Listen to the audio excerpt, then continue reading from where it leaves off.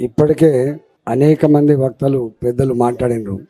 అలా మీ fire bond మాట్లాడిన తర్వాత అందరి మాటలు అన్ని పార్టీల గురించి ఆయన్నే మాట్లాడిండు.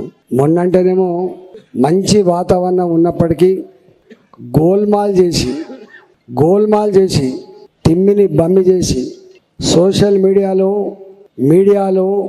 వందల కోట్ల రూపాయలు ఖర్చు పెట్టి అబద్ధాన్ని అసత్యాన్ని నమ్మించి ఏం పని చేయకుండానే వేసుకపోయింది రేవంత్ రెడ్డి ముఖ్యమంత్రి పదవి. చీమలు పుట్టలు పెడితే ఎవరైతే సొచ్చినట్టు అంటాను మరి మీరు. కానీ ఈసారి దేశమంతా అప్కీ బార్ 400 పార్. పార్టీ నినాదం కాదు ఇది, నాయకుల నినాదం కాదు ఇది, ప్రజా నినాదం. గెలిపించేది వాళ్ళు, సత్తా వాళ్ళది. ఎప్పుడు కూడా చరిత్ర నిర్మాతలు ప్రజలే. ఇవాళ ఇక్కడ కూడా లెక్క చెప్తారు కావచ్చు, మొత్తం బీఆర్ఎస్ గెలిచింది, బీజేపీకి వచ్చిన ఓట్లు ఎన్ని అని చెప్పి అంటుండొచ్చు. గట్ల నేను కూడా 2018లో బీఆర్ఎస్ పార్టీగా ఆనాడు మాకు ఎమ్మెల్యే ఎలక్షన్లో వచ్చిన మెజార్టీ 4 లక్షల పైచిలకు. 3 నెలలకే 4 నెలలకే మళ్ళీ ఓట్లు వస్తే కరీంనగర్ జిల్లాలో 4.5 లక్షల ఓట్లు గలతైపోయి 1 లక్ష మెజార్టీతో గెలుచుకునే చరిత్ర మన కళ్ళ ముందే ఉన్నది. అంటే శాసనసభకు జరిగే ఎన్నికలలో ఆలోచన వేరుంటుంది, పార్లమెంటుకు జరిగే ఎన్నికలు వేరుంటాయి అనేది అర్థమైపోయింది. అందుకనే ఇక్కడ గజ్వేల్లో గెలిచిందా లేదా, దుబ్బాకలో ఎన్ని ఓట్లు వచ్చినాయి, నర్సాపూర్లో ఎన్ని ఓట్లు వచ్చినాయి, సంగారెడ్డిలో ఎన్ని ఓట్లు వచ్చినాయి లెక్క కాదు. లెక్క గుద్దితే దిమ్మ తిరిగిపోయి లెక్క ఉంటుంది. రేపు 17 స్థానాలలో ఆదిలాబాద్ నుంచి మొదలుపెట్టి అలంపూర్ వరకు, భద్రాచలం నుంచి మొదలుపెట్టి పరిగి వరకు ఎక్కడ కదిలించినా ఎవరితో మాట్లాడినా ఒకటే మాట, సరే అభ్యర్థి కనుక మంచిగుండి పని చేసుకోగలిగితే, కార్యకర్తలు ఐక్యతతో ప్రజలకి ఓటు అడగగలిగితే తప్పకుండా ఓటు పడేది భారతీయ జనతా పార్టీకి మాత్రమే అంటున్నారు. ఇవాళ తెలంగాణలో భారతీయ జనతా పార్టీ నాయకులకు కానీ కార్యకర్తలకు కానీ ఒక గొప్ప వరం ఏంటంటే ఏ ఇంటికి పోయినా బీజేపీ బిడ్డ కూర్చో, ఛాయ్ తాగు బిడ్డ, తప్పకుండా మీకే ఓటేస్తాం బిడ్డ అంటాను వాళ్ళు.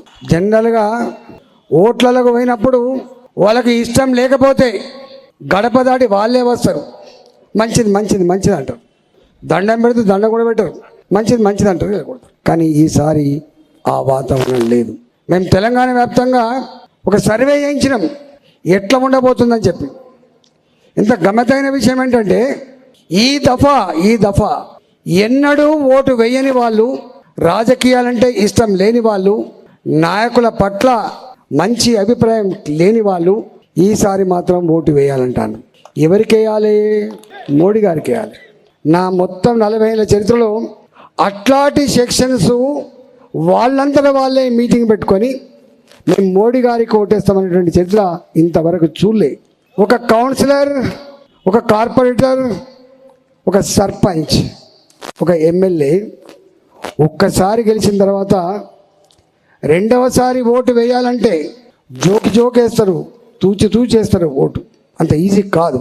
కానీ మోడీ గారు 2014లో గుజరాత్ రోల్ మోడల్ ఈ దేశానికి చేస్తా అని చెప్పి ఒక మాట ఇస్తే, సంకీర్ణ రాజకీయాలకు తావు లేకుండా, సంకీర్ణ రాజకీయాల్లో దేశం అధోగతి పాలైందని చెప్పి భావించి స్టబ్బర్న్గా ఉండాలంటే, కాంక్రీట్గా ఆలోచన చేయాలంటే ఇవాళ సంపూర్ణమైన మెజార్టీ ఇవ్వాలని చెప్పి ఆనాడు భారతీయ జనతా పార్టీ ఎలోన్ గెలిచిన సీట్ల సంఖ్య 273.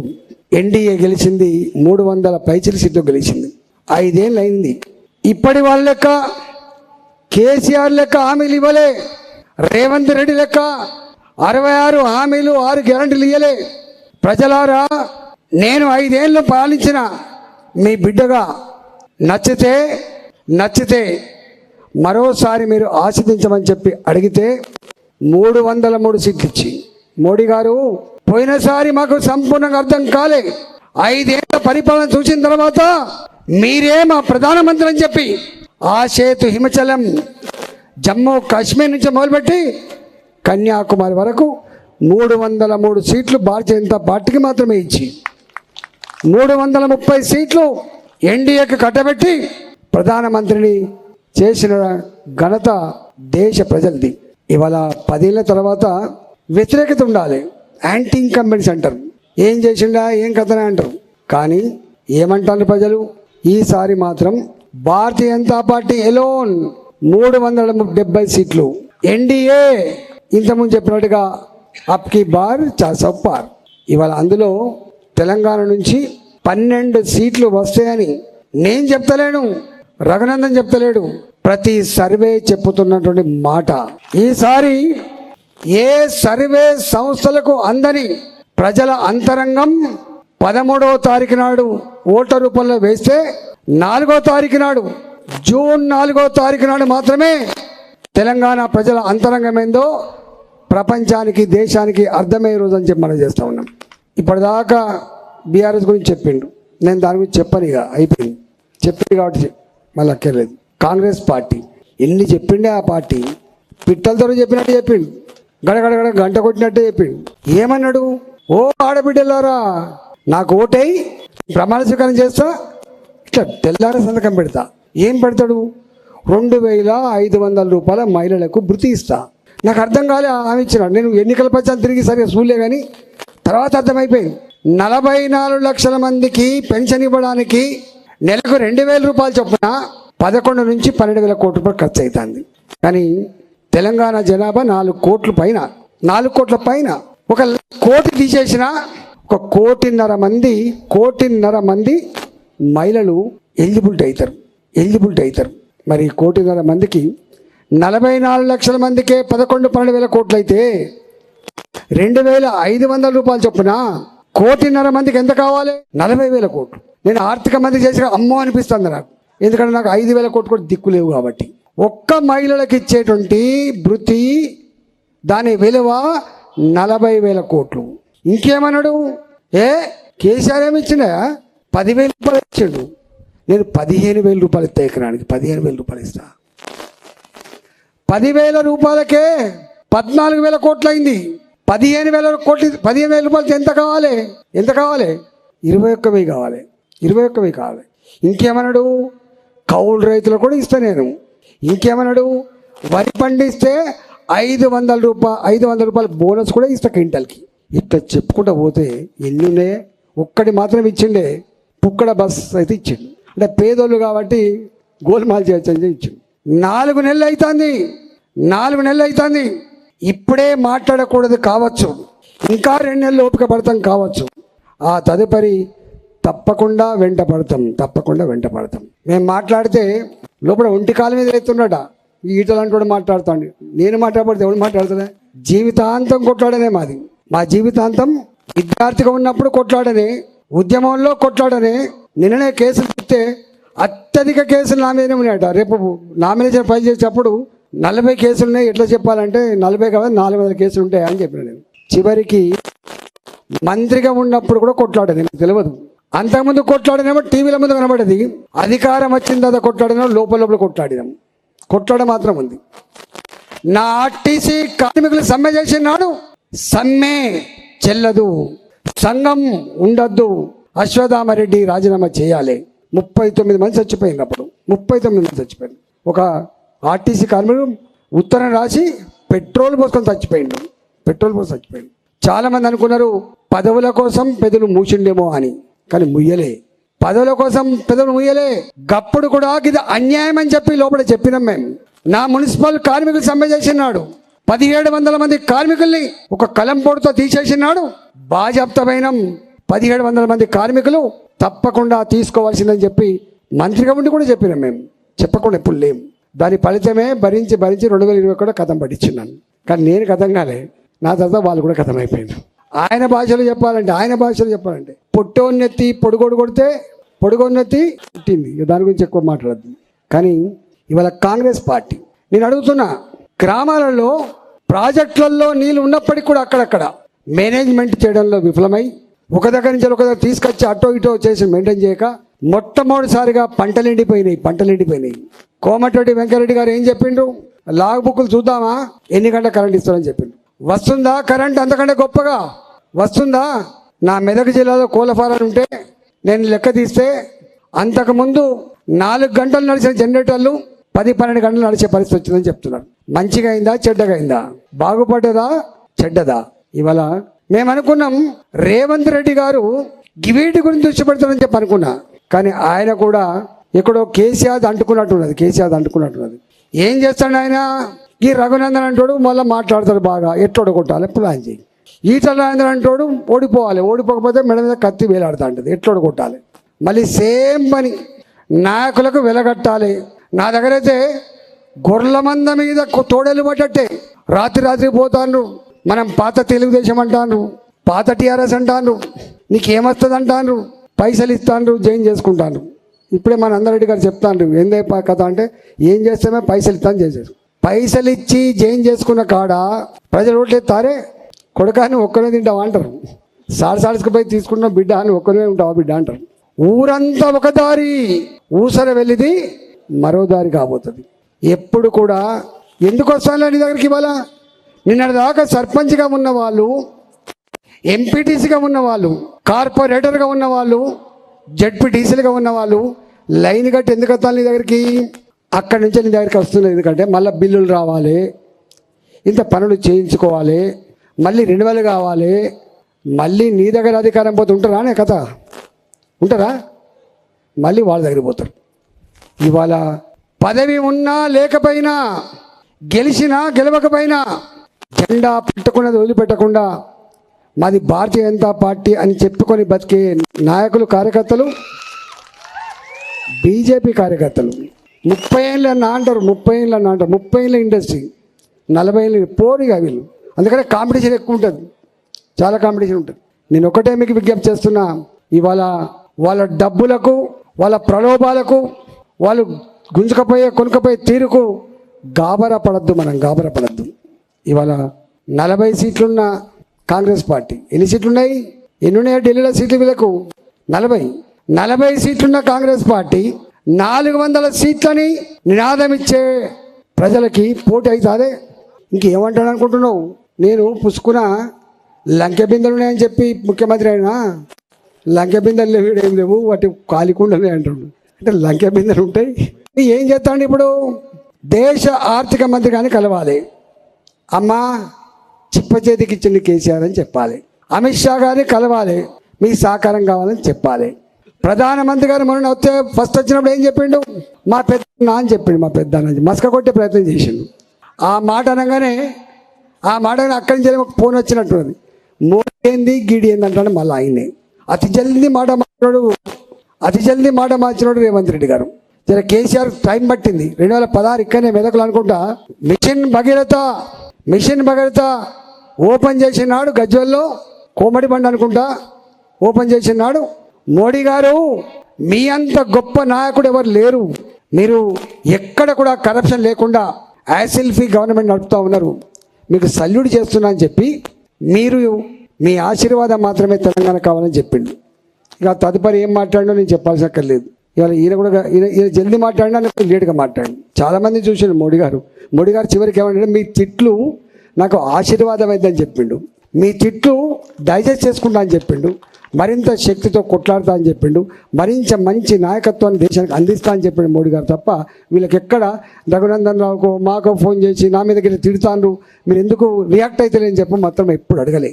అందుకే ఇవాళ మోడీ గారికి చరిత్ర ఇప్పటిదాకా గోదావరి మధ్య కొన్ని చెప్పినట్టున్నది.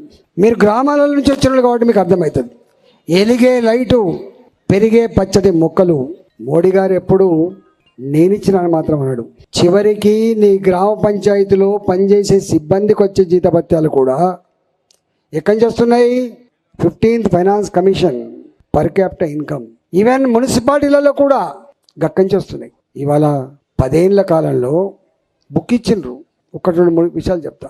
1947 to 2014 మనం వేస్తున్న సిమెంట్, మనం వేసిన నేషనల్ హైవేస్ అంటే 65 సంవత్సరాల కాలంలో ఎన్ని కిలోమీటర్లు హైవేస్ వేసినామో 10 ఏళ్ల కాలంలో గన్ని కిలోమీటర్ల హైవేస్ వేసిన చరిత్ర నరేంద్ర మోడీ గారి ప్రభుత్వాన్ని. ఆనాడు 11 కిలోమీటర్స్ పర్ డే కొత్త రోడ్లు, ఇవాళ 37 కిలోమీటర్స్ పర్ డే మోడీ గారి హయాంలో. మీరు ఎప్పుడైనా పోయి చెర్లపల్లి రైల్వే స్టేషన్ చూసిరండి. సికింద్రాబాదు, కాచిగూడ, నాంపల్లి ఎయిర్పోర్ట్లను తలపించే మోడ్రన్ రైల్వే స్టేషన్ నిర్మాణం మోడీ గారి హయాంలో జరుగుతా ఉంది. చూసిరండి ఎప్పుడైనా పోయి. కంపు కొట్టే రైలు లేవు, ఇలా కంపు కొట్టే రైలు లేవు. వందే భారత్ రైలు వచ్చినాయి. 8 గంటల ప్రయాణంలో 4 గంటలకే చేర్చే పరిస్థితి వచ్చింది. ఉన్నాయా నీ రైల్వే స్టేషన్లలో మలమూత్రాలతో కంపు కొట్టే పద్ధతి ఉన్నాయా? లేవి. అలా మేము తెలంగాణ ఉద్యమంలో ఆ పట్టాల మీద కూర్చోవాలంటే కంపు వాసన వచ్చేది, కానీ వాళ్ళు లేదు. అది ఇవాళ అన్నిటికంటే గొప్పది చెప్తున్నాను. హైదరాబాద్లో తిరుగుతున్నా కాబట్టి అంటున్నారు వాళ్ళు. హైదరాబాద్లో తిరుగుతున్నప్పుడు వాళ్ళు అంటున్నారు, అయ్యా ఇదంతా పక్కకు పెట్టే బిడ్డ, మా భర్త బయటికి వెళ్ళినప్పుడు, మా కొడుకు బయటికి వెళ్ళినప్పుడు జాగ్రత్త బిడ్డ అని చెప్పేది అంటున్నారు. అని ఏమంటారు వాళ్ళు? ఒకప్పుడు లుంబిని పార్కులో బాంబులు పేలితే అభం శుభమే తెలియని పిల్లలు చనిపోయినరు. సాయిబాబా గుడి దగ్గర బాంబులు పేలితే తెగిపడ్డ కంటాలు, ఎగిసిపడ్డ మాంసం ముద్దలు చూసింది హైదరాబాద్.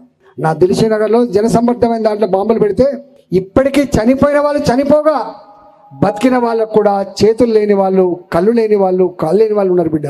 ఇవాళ గోకుల్ చాట్ లేదు, సాయిబాబా మందిరం దగ్గర పేలే బాంబులు లేవు. ప్రశాంతత వచ్చింది మోడీ గారి నాయకత్వంలో.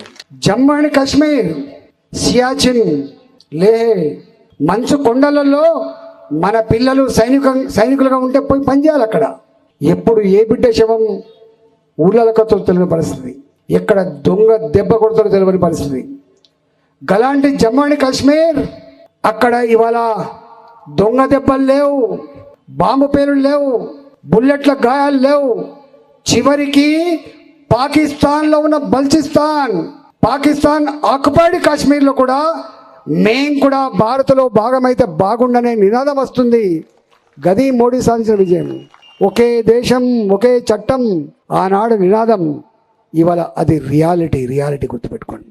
ఒకప్పుడు భారతదేశం పేద దేశం, చాలామంది మేధావులు ఎప్పుడు ముట్టుకుంటుండేది ఏమనేది, ప్రపంచ బ్యాంకు దగ్గర మోకరిల్లింది దేశం, ప్రజలను తాకట్టు పెట్టిన దేశం, బంగారం కుదపెడితే తప్ప జీతాలు ఇవ్వలేని దేశం. అలాంటి దేశం 11వ ఆర్థిక వ్యవస్థ నుంచి 5వ ఆర్థిక వ్యవస్థకు వచ్చింది. ఇవాళ 3వ ఆర్థిక వ్యవస్థగా తీర్దిద్దా అని చెప్తున్నాడు. అంతేకాదు, make in India, made in India. నీ చేతిలో ఉన్న సెల్ ఫోన్, నీ ఇంట్లో ఉన్న టీవీ, నువ్వు వాడే ఫ్రిడ్జ్ ఒకప్పుడు made in Japan, made in China. హైదరాబాద్లో చైనా బజార్లే ఉండేది, ఇవాళ మేడ్ ఇన్ ఇండియా. చూసుకో ఒకసారి నీ సెల్ ఫోన్. ప్రపంచంలో ఎలక్ట్రానిక్ వస్తువుల ఉత్పత్తిలో 2వ స్థానం సంతరించుకున్నది భారతదేశం.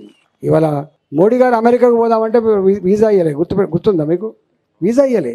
పాస్పోర్ట్ రద్దు చేయాలని చెప్పిండ్రు. గా మోడీని, గా పాస్పోర్ట్ దొరకని మోడీని, గా వీసా రాని మోడీని, దేశద్రోహైన మోడీని అమెరికా పిలిపించుకొని రెడ్ కార్పెట్తో స్వాగతం పలుకుతున్నారు. రెడ్ కార్పెట్తో నా అబ్దుల్ కలాంను అవమానించిన దేశం, నా మోడీని అవమానించిన దేశం. నా మోడీ వాళ్ళ పార్లమెంటుకు పోయి మాట్లాడుతూ ఉంటే వాళ్ళ సెనేటర్లు లేచి 10 నిమిషాల పాటు సప్పట్లు కొట్టి జై మోడీ జై మోడీ అంటున్నది. ఇక్కడ కాదు, అక్కడ. గది భారత్. ఇవాళ మీకు తెలుసా, ప్రపంచంలో స్ట్రాంగ్ కంట్రీస్, ఒకటి అమెరికా, రెండవది రష్యా. ఒకటి వార్సా కూటమిని లీడ్ చేస్తుంది, ఒకటి నాటో కూటమిని లీడ్ చేస్తుంది. కానీ మన రష్యా ఉక్రెయిన్ యుద్ధం జరుగుతుంది. యుద్ధం జరుగుతా అంటే మీకు తెలుసు, మన పిల్లల్ని మన విమానంలో తీసుకొచ్చి పెట్టిండు యుద్ధాన్ని ఆపి. అదొక ఇష్యూ. మన పిల్లల్ని సావకుండా చేసిండు. కానీ మొన్న మనకు ఎన్నికలు అవుతుంటే ఇరు దేశాల అధ్యక్షులు, Russian president, Ukraine president phone చేసి ఉత్తరం రాసి, మోడీ గారు మీ ఎన్నికలు అయిపోయిన వెంటనే మా 2 దేశాలను కూర్చోబెట్టి మా యుద్ధాన్ని ఆపిచ్చే ప్రయత్నం చేయమని చెప్పారు. అంటే ఎక్కడి రష్యా, ఎక్కడి భారత్, ఎక్కడి రష్యా, ఎక్కడి భారత్ ఇట్లా చెప్పుడు పోతూ ఉంటాయి.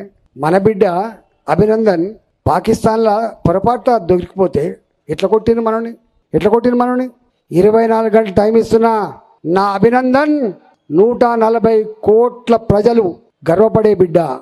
వాపస్ పంపమంటే వాపస్ పంపించింది పాకిస్తాన్ అభినందన్ని. అందుకే దేశంలో ఉన్న యువత మోడీ మోడీ ఎందుకంటారు? 73 సంవత్సరాల మా తాత ఆలోచనలు మాత్రం 25 సంవత్సరాల పిల్లగాని లెక్క చేస్తారని చెప్పేది. మన 8 మంది నేవీ సైనికుల్ని వాళ్ళకు ఉరి శిక్ష పడ్డది, రద్దు చేయించిండు. కారాగార శిక్ష పడ్డది, రద్దు చేయించిండు. చివరికి మళ్ళీ మన భూమి మీదకి తీసుకొచ్చిన వ్యక్తి మోడీ గారు, గుర్తుపెట్టుకోండి. చాలామందికి తెలియదు మోడీ గారి మతోన్మాది ముస్లిం. నో, మోడీ గారి ముస్లిం దేశానికి ఎంత మిత్రుడో చెప్తా నేను. ఎవరితో సాధ్యం కాదు. ఏ మతం ప్రజల్ని ఇబ్బంది పెట్టే ప్రయత్నం చేయదు. కానీ ట్రిపుల్ తలాక్ పేరిట 20 ఏళ్ళుగా 25 ఏళ్ళుగా కలిసి ఉన్న భార్యాభర్తలు చిన్న కోపం వస్తే, ఎక్కడో బుద్ధి మారితే ట్రిపుల్ తలాక్ పేరిట విడాకులు ఇచ్చిపోతే, పిల్లల్ని వదిలిపెట్టిన ఆ తల్లి, భర్తను వదిలిపెట్టిన ఆడబిడ్డ, ఆమె వేదన ఇంత అంత కాదు. ఏ స్త్రీ అంగీకరించదు. కలిసిమెలిసి ఉండే కుటుంబం విడిపోవాలని చెప్పి అంగీకరించరు. అనేక ప్రయత్నాలు జరుగుతుంటాయి, పెద్ద మనుషులలో జరుగుతుంటాయి, సంవత్సరాలు జరుగుతుంటాయి. భార్యాభర్తలు కలిపే ప్రయత్నం చేస్తారు. విడగొట్టేటోడు దుర్మార్గుడు, కలిపేటోడు మంచోడని చెప్తారు. గలాంటి నా ముస్లిం మహిళలకి ట్రిపుల్ తలాక్ రద్దు చేసి, వేదన దూరం చేసి, వాళ్ళ గుండెలో స్థానం సంపాదించుకున్న బిడ్డ మోడీ, గుర్తుపెట్టుకో. ఇవాళ మీకు తెలుసా, మన ఇక్కడ రామ మందిరం కట్టడం ఒక ఎత్తు, అది మనది, మన కథ కట్టుకున్నాం. మొట్టమొదటిసారిగా నా భారతీయులు గల్ఫ్ కంట్రీలలో ఉంటున్నారు. మా వాళ్లకు తెల్లాలైతే పొద్దుకుతే సెంటిమెంట్ ఉంటుంది, గుడికి పోవాలనే సెంటిమెంట్ ఉంటుంది, మీరేమో అలౌ చేస్తలేరు అని చెప్పి ఆ రాజులను ఒప్పించి భూమి తీసుకొని ఆ దేశాల్లో కూడా మొట్టమొదటిగా దేవాలయాన్ని నిర్మించిన వ్యక్తి కూడా మోడీ గారు. అంటే ముస్లిం కంట్రీలకు ఎంత ఇష్టం ఉంటే మోడీ గారు జాగియాలి, ఆ గుడి కట్టనియాలి. ఎందుకో చేయలేదు 60 సంవత్సరాల కాలంలో. మీరు ఇవాళ ఏ ఊరికైనా గుర్తుపెట్టుకో, దేవుణ్ణి మొక్కరా పక్కకు పెట్టు, కానీ గ్రామానికి గుడి లేకపోతే అరిష్టం అంటారు, గుర్తుపెట్టుకో. ఏ ఊరికైనా పోను, ఒక కాలనీ కడితే కూడా గుడి పెట్టుకుంటారు, చివరికి ఒక అపార్ట్మెంట్ కూడా కట్టుకుంటే కూడా గుడి పెట్టుకుంటారు. అలాంటిది ఇవాళ ఈ దేశంలో ప్రపంచానికి 2 గొప్ప ఇతిహాసాలు, ఒకటి రామాయణం, 2 మహాభారతం. ఇవాళ ఆ రామాయణానికి పుట్టినిల్లు, రాముడు పుట్టినిల్లు అయోధ్యలో ఆలయాన్ని నిర్మించి నీ ఇంటికి అక్షింతలు పంపించి చల్లగుండాలని చెప్పినటువంటి వ్యక్తి మోడీ గారు. అవునా కదా? మీరు చెప్పండి. ముస్లిం దేశాలు మోడీ గారికి 6 దేశాలు కలిసి అత్యున్నతమైన పురస్కారం ఇచ్చినాయి. మనకెట్లయితే భారతరత్న ఇస్తే వాళ్ళు ఇచ్చిండ్రు, కానీ చెప్తే ఒడవదు. వాటికనే మోడీ గారు వచ్చి ఇట్లా చెయ్యిపితే నీ ఓటు పడతలేవు, వాటికనే వచ్చి ఉపన్యాసాలు అయితే పడతలేవు. 10 సంవత్సరాల కాలంలో ఇలాంటి ఉదంతాలు కొన్ని వందలు ఉన్నాయి. అందుకే ఇవాళ మోడీ గారికి సరితూగే నాయకుడు రాహుల్ గాంధీ అవుతాడా? మరి ఎట్లా మనం? ఈయన అంటాడు ఇప్పుడు ఈ లంకె బిందెలు అనుకొని వచ్చినా కానీ ఉత్తకుండలే ఉన్నా అని చెప్పిన వ్యక్తికి రేపు పుసుకున్న మనం ఓటేసి గెలిపించాం అనుకో, ఏం చేస్తారే వీళ్ళు? 40 కాకపోతే 50 అయితే కావచ్చు, అంతేనా కదా? 40 సీట్లు కాకపోతే ఢిల్లీలో 50 అయితే కావచ్చు. 50 అయితే ఏం చేయాలి నువ్వు? గదే పొడిలో కొట్లాడుకోవాలి తప్ప ఏమైనా వస్తుందా? ఇవాళ నేషనల్ హైవేస్, గ్రామాల అభివృద్ధి, చివరికి జీతాలు, దేశంలో పురోగమనం, పిల్లలకు నౌకర్లు, పేదలకు డబుల్ బెడ్రూములు, ఇవన్నీ మళ్ళీ ఇవ్వగలిగే సత్తా కేంద్ర ప్రభుత్వం వద్దనే ఉంటాయి. కాబట్టి మీరు ఇక్కడ ఎంపీని గెలిపిస్తే అవన్నీ వచ్చే ఆస్కారం ఉంటుంది. కాబట్టి బీఆర్ఎస్కి వేసినా అవి రావు, నా కాంగ్రెస్ పార్టీకి వేసినా వచ్చే ప్రసక్తి లేదు. కాబట్టి మీ అందరికీ, మీరంతా నిష్ణాతులు, మీరు కమిట్మెంట్తో పనిచేసే కార్యకర్తలు మీరు. మీ గురించి ఒక మాట చెప్తా. ఇవాళ ఈ బిల్డింగ్ ఉంది, గోడలు కిటికీలు అందంగా కనపడుతుండొచ్చు కాక, కానీ కనపడింది ఒకటి ఉన్నది, పునాదిరాళ్ళు. ఇవాళ మేమందరం డాన్స్ మీద కనపడతాం, కానీ కనపడకుండా పనిచేసే కార్యకర్తలు మీరు పునాదిరాళ్ళు అంటున్నారు. మీరు లేకుండా సర్పంచ్ గెలవడు, మీరు లేకుండా ఎమ్మెల్యే గెలవడు, మీరు లేకుండా ఎంపీ గెలవడు. నాకు తెలిసి నీ కళ్ళారా చూసిన క్యాండిడేట్ కంటే కూడా అత్యధికంగా గంటలు పనిచేసి పార్టీని గెలిపించుకోవాలని చెప్పి ప్రయత్నం చేస్తారు.